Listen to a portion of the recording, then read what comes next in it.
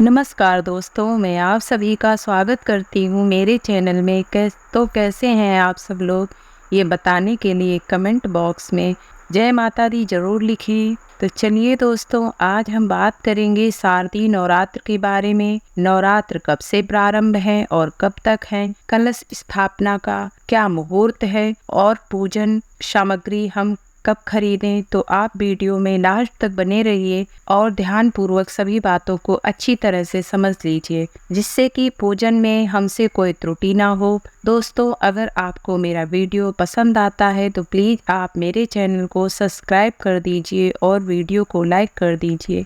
तो दोस्तों, सबसे पहले आपको बता दूं कि शारदीय नवरात्र कब से प्रारंभ हो रहे हैं। आश्विन मास, जिसको हम कुमार का महीना भी कहते हैं, 3 अक्टूबर से नवरात्र प्रारंभ है, जिसको हम प्रतिपदा भी कहते हैं। 3 अक्टूबर से 12 अक्टूबर तक नवरात्र है। अष्टमी तिथि 10 अक्टूबर को है, नवमी 11 अक्टूबर और 12 अक्टूबर को दशमी है।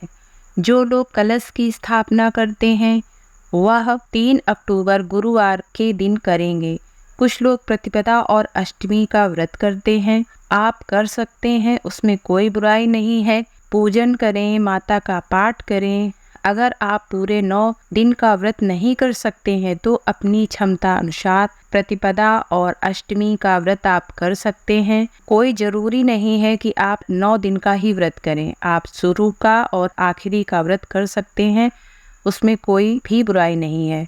और बहुत लोग के प्रश्न रहते हैं कि हम पूजन का सामान क्या पितृपक्ष में खरीदें या ना खरीदें। आप पितृपक्ष में पूजन का सामान खरीद सकते हैं। अगर आपको लगता है कि हम एक दिन अमावस्या के दिन हम सारा सामान पितृ विसर्जनी के बाद नहीं खरीद पाएंगे, तो फिर आपको ज़रूरी लगता है तो आप खरीद सकते हैं, उसमें कोई भी पूजा का सामान लेने में बुराई नहीं है। बस आप अपने लिए सामान मत लेना, अमावस्या को ही खरीदें तो ज़्यादा अच्छा है। अगर आपको लगता है कि हम एक दिन में पूरी तैयारी नहीं कर पाएंगे तो आप पहले भी पूजन की सामग्री ले सकते हैं। और हमें अपने मंदिर की साफ सफाई अच्छे से कर लेनी चाहिए, मगर हमें मंदिर की सफाई पितृ विसर्जनी के बाद ही करनी चाहिए। और हम साफ सफाई कर सकते हैं, घर को साफ सुथरा कर सकते हैं, कपड़े धुल सकते हैं, पर्दा धुल सकते हैं, लेकिन हमें जो मंदिर की अपने साफ सफाई करनी है वो हमें पितृ विसर्जनी के बाद ही करनी है। अपने घर को अच्छे से साफ सुथरा कर लेना है।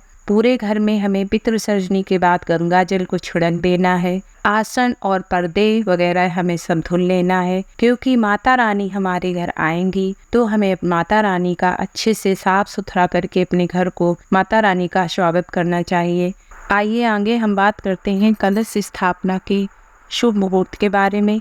कलश स्थापना के लिए हमें 2 मुहूर्त प्राप्त हुए हैं, जो कि 3 अक्टूबर 2024 में 3 अक्टूबर को सुबह का मुहूर्त है 6:15 से लेकर सुबह 7:23 तक, और अभिजीत शुभ मुहूर्त है 3 अक्टूबर को दोपहर 11:46 से लेकर 12:33 तक, यानी 12:30 बजे तक। इन शुभ मुहूर्त का हमें विशेष ध्यान रखना है। जो लोग जॉब वगैरह करते हैं, दोपहर में वो नहीं घर पे रहते हैं, तो उनको जाना है अपने कार्य पे, तो वह लोग सुबह इस 6:15 से जो मुहूर्त शुरू हो रहा है उस मुहूर्त में वो अपने घर घट स्थापना कर सकते हैं। 6:15 से जो कि हमें 7:22 तक मिल रहा है, उस मुहूर्त में हम अपने घर में घट की स्थापना कर सकते हैं। और दूसरा मुहूर्त हमें दोपहर का, जो कि 11:46 से दोपहर 12:33 तक है, वह है अभिजीत मुहूर्त। इस मुहूर्त में कलश स्थापना करना यानी कि घट स्थापना करना बहुत ही शुभ माना जाता है।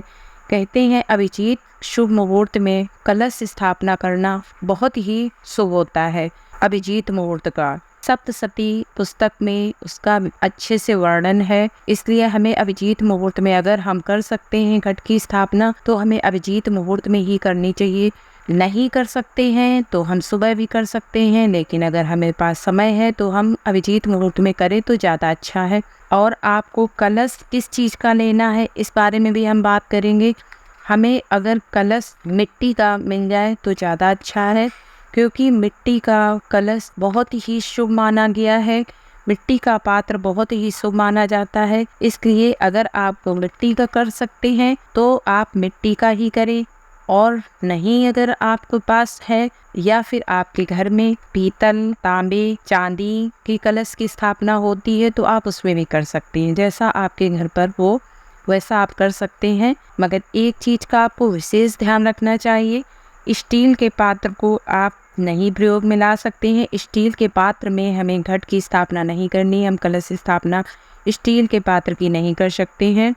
और हम पीतल, तांबा, चांदी या मिट्टी के कलश की स्थापना कर सकते हैं। इस बात का हमें विशेष ध्यान रखना चाहिए। जय माता दी। और अगर हमारा ये वीडियो आपको अच्छा लगे तो वीडियो को लाइक कर देना, चैनल को सब्सक्राइब कर देना। जय माता दी।